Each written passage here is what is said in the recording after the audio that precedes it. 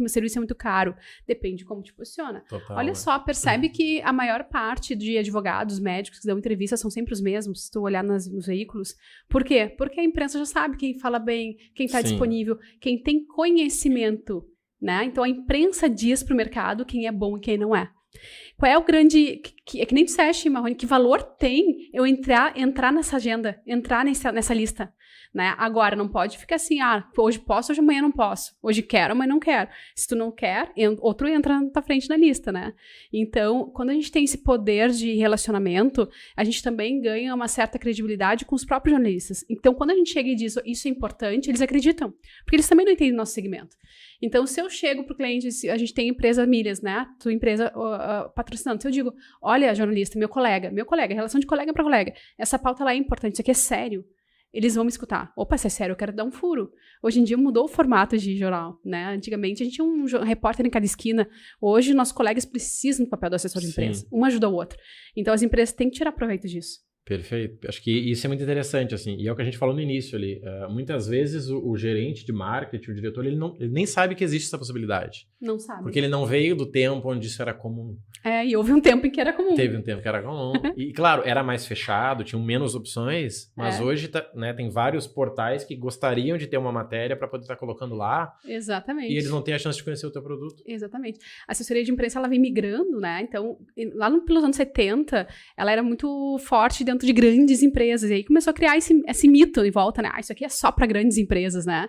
E aí depois começou a vir os portais, né, digitais, e a gente começou a entender que ter valor agregado nos motores de busca também era importante nesses portais digitais. E aí começou a mudar essa tendência. Hoje, empresas médias e pequenas têm assessoria de imprensa, e deve ter.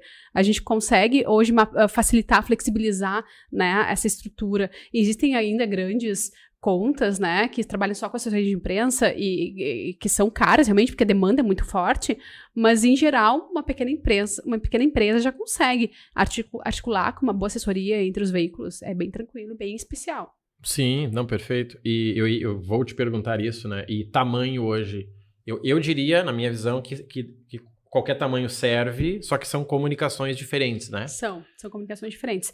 Primeiro que uma grande empresa, ela tem várias filiais, ela tem vários produtos, vários serviços, então a gente tem que pensar o que é prioridade, várias editorias. Eu posso, um lançamento que eu faço, eu posso mandar daqui a pouco para caderno de tecnologia, para caderno de economia, para caderno, né? Então, dependendo da demanda e da estratégia, claro que eu vou ter mais horas técnicas e público envolvido. Então, depois eu tenho que fazer uma coletiva de imprensa, onde eu tenho que fazer um anúncio importante, se eu sou grande empresa.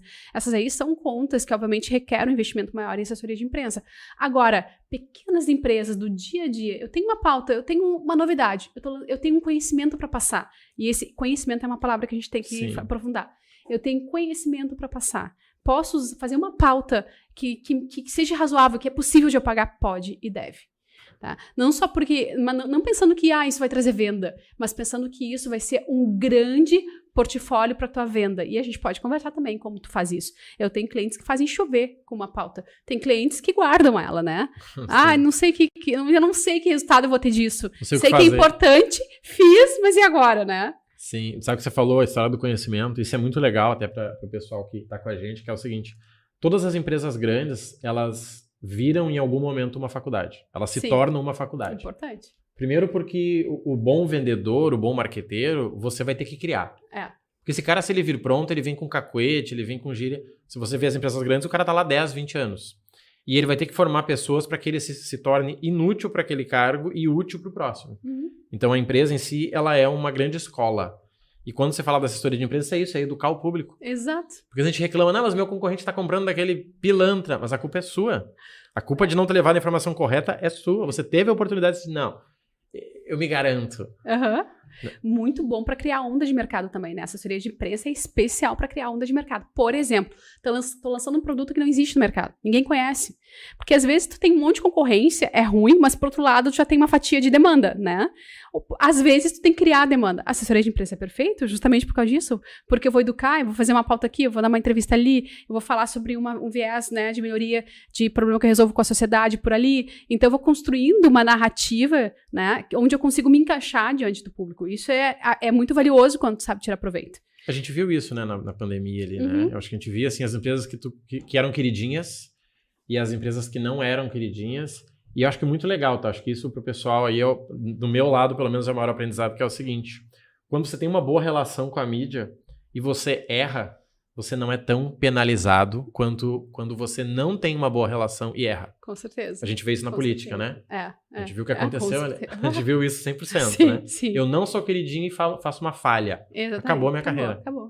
Agora, aquele outro cara, o pessoal fica com pena. Coitado, era a pressão que ele estava sentindo. Exatamente. E aí quando tudo fala pode, a narrativa, né? Quando você fala de negócio local, né? De cidade, né? Eu tô em Novo Hamburgo ali. Gente, Novo Hamburgo é pequeno, se você comparar aí com muita cidade. Se você aparecer no Jornal da Cidade, você vai na padaria, as pessoas te cumprimentam lá. Legal, é o moço da revista. Exatamente, ainda, né?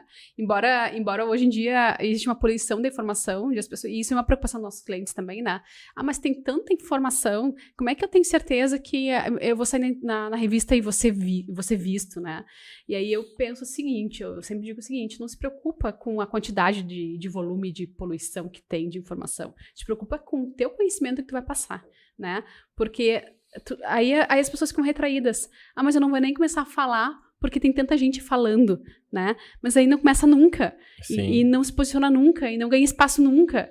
E às vezes um espacinho que tu posta, né? Que tu coloca em termos de imprensa, tem uma repercussão gigante. Às vezes não vai ter, às vezes vai ter. E é por isso que tem que ter periodicidade e constância. Sim. Que é a grande outra falha, né? Sabe que você falou algo muito legal ali, eu como marqueteiro, né, faria isso, já fiz e faria novamente, que é o quê?